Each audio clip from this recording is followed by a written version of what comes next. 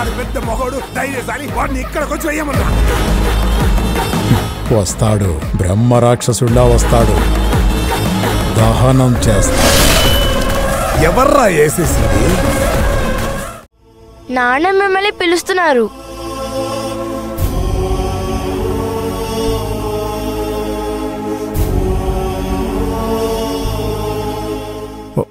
కూర్చో బాబు. నువ్వు నీ చేతులతో మోసుకొచ్చి నన్ను హాస్పిటల్లో చేర్చావని గౌరీ చెప్పింది. సమయానికి 10 లక్షలు కట్టి నా ఆపరేషన్ కాదుకున్నావని నిన్న రాత్రి నా భార్య చెప్పింది. మనిషికి ఆపదొచ్చినప్పుడు దేవుడెవరో ఒకరిని సాయానికి పంపుతాడంటారు. నీ మానసిక సంఘర్షణ నేను అర్థం చేసుకోలేకపోవచ్చు. నువ్వు ఈ ఊరికొచ్చిన ఉద్దేశం నెరవేరుతుందో లేదో నేను చెప్పలేకపోవచ్చు.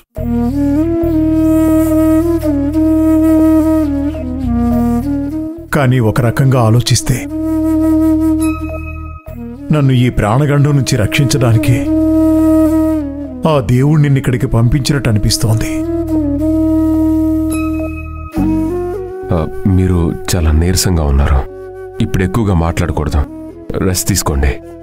పర్లేదు బాబు, నన్ను మాట్లాడిని. నేను గుండెపోటుతో కుప్పకూలిపోయినప్పుడు ఆ క్షణం నువ్వు అక్కడ లేకపోయి ఉన్నట్టయితే ఈ పాటికి కుటుంబం పెద్ద దిక్కుని కోల్పోయిండేది.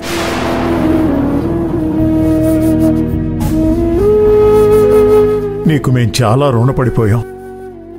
చిన్నప్పటి నుంచి నేను పెరిగిన వాతావరణం వేరండి. ఈ బంధాలు, మనుషులు, విలువలు ఇవేమీ తెలియకుండానే పెరిగాను. ఒకరి కష్టంలో ఆదుకుంటే ఇంత సంతోషంగా ఉంటుందని, బాధల్లో అండగా నిలబడితే ఇంత సంతృప్తి ఉంటుందని ఇప్పుడే తెలుస్తోంది.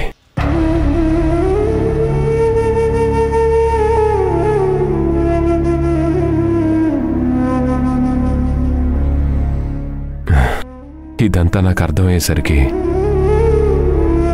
జీవితంలో చాలా విలువైనవి కోల్పోయాను.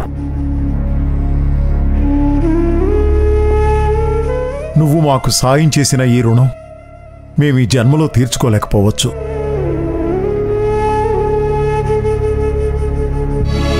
కానీ నువ్వు నా ఆపరేషన్కి ఇచ్చిన డబ్బులు మాత్రం 1 వారంలో తిరిగి ఇచ్చేస్తాను. ఇప్పుడెందుకండి వాటి గురించి మాట్లాడుతున్నారు? నేను అడగలేదు కదా. మీ దగ్గర ఉన్నప్పుడే తిరిగి ఇవ్వండి. నాకు డబ్బులంత అవసరం ఏమీ లేదు. ముందు మీరు ప్రశాంతంగా రెస్ట్ తీసుకోండి.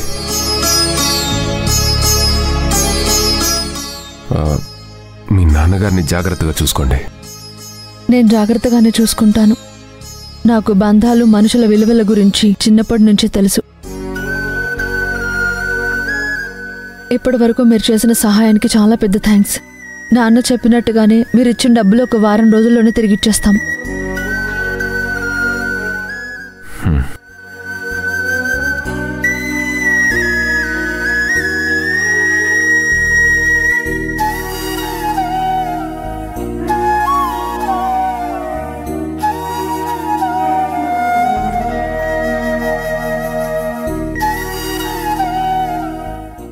రిషి,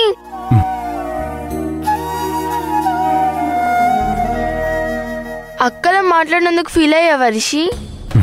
లేదు. మొహం చూస్తే కొంచెం ఫీల్ అయినట్టు అనిపిస్తుంది. నిజంగా లేదు. మా ఇంట్లో నువ్వంటే అందరికీ కోపం ఉండేది, కానీ ఇప్పుడు నువ్వంటే అందరికీ ఇష్టం, మా అక్కకి తప్ప. అమ్మ నీ గురించి బాగా మాట్లాడుతుంది. నాన్న నువ్వు మంచోడవని పొగుడుతున్నాడు. నేనైతే నీ ఫ్రెండ్ అయిపోయాను. ఇప్పుడు నాకు ఒకటి అనిపిస్తుంది. ఏంటి? మా అక్క గాయత్రి నిజంగానే శ్రవంతి అయిపోతే ఎంత బాగుండో అనిపిస్తుంది. అప్పుడు నిజంగానే మా అక్క నీ వైఫ్ అయిపోతుంది. నేను నిన్ను రిషి కాకుండా చక్కగా బావా అని పిలవచ్చు. ఇప్పుడైతే ఏమైంది? నన్ను బావా అని పిలువు. అప్పుడు అక్క నన్ను చంపేస్తుంది.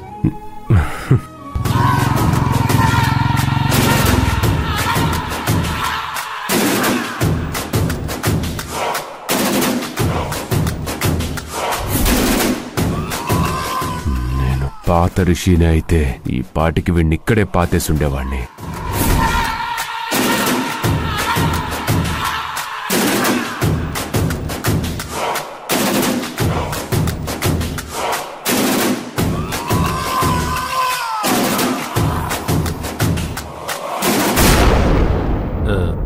పాపా, నాన్నగారిని హాస్పిటల్ నుంచి తీసుకొచ్చారా?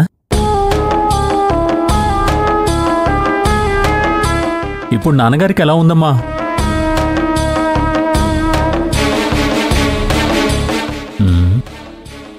నిన్నేనమ్మా అడిగేది. ఎలా ఉంది నాన్నగారికి?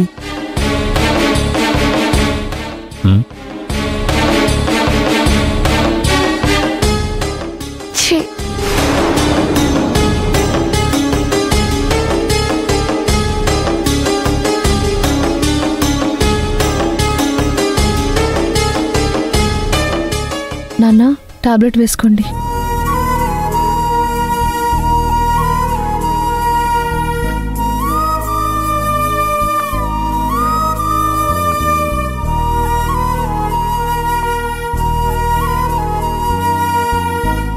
యాండి, ఇదిగో జ్యూస్ తాగండి.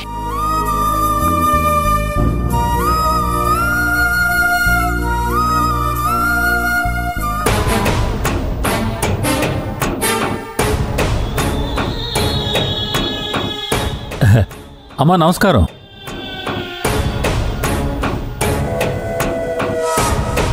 నమస్కారం సర్పంచ్ గారు. బాగున్నావు గాయత్రి? నాన్నగారిని హాస్పిటల్ నుంచి తీసుకొచ్చి ఎంతసేపు అయింది?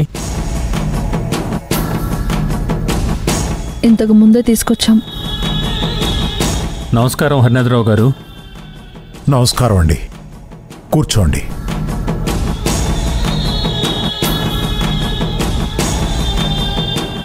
కూర్చోండి.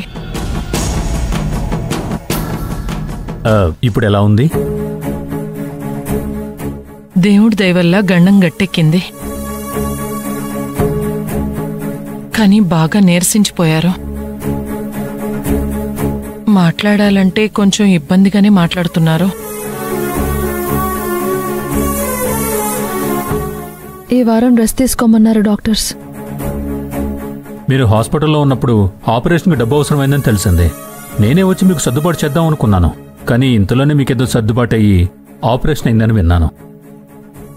డబ్బు అవసరమైన మాట నిజమే, కానీ ఆ దేవుడు మరో రూపంలో మమ్మల్ని ఆదుకున్నాడు. ఓహో, అయితే ఆ ఋషిగాడు వీళ్ళ దృష్టిలో దేవుడైపోయాడనమాట. పోన్లేండి, మీ అవసరం గట్టెక్కింది, మీ ఆరోగ్యం చక్కబడింది. మీ గురించి నేను చాలా కంగారు పడ్డాను. ఇప్పుడు మళ్ళీ మా మధ్య చూస్తున్నందుకు చాలా సంతోషంగా ఉంది. మీలాంటి వాళ్ళు చుట్టుపక్కల ఉండగా నాకేం జరుగుతుందండి? పైగా నా పక్కన నన్ను చూసుకోవడానికి నా తల్లుంది. ఏదైనా అవసరం ఉంటే చెప్పండి, వెళ్ళొస్తాను. నమస్తే. వెళ్ళొస్తాను. మంచిదండి. సరే. హారిక, పెద్దవాళ్ళు ఏదన్నా అడిగితే పద్ధతిగా సమాధానం చెప్పాలి, అంతే తప్ప అలా మొహం తిప్పుకోకూడదు. నాకు అతను నచ్చాడు రిషి.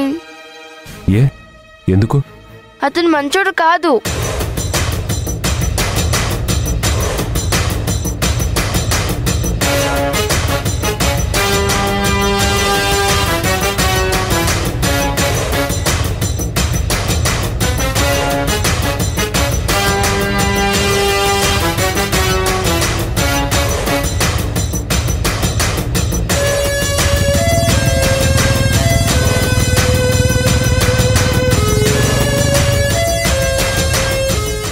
అతను ఈ ఊరి సర్పంచ్, పైగా మీ ఫ్యామిలీకి చాలా సపోర్ట్గా ఉంటాడంట కదా. అలాంటప్పుడు నువ్వు అలా బిహేవ్ చేయకూడదు. అవన్నీ నాటకాలు, నేను నమ్మను. అసలేమైంది?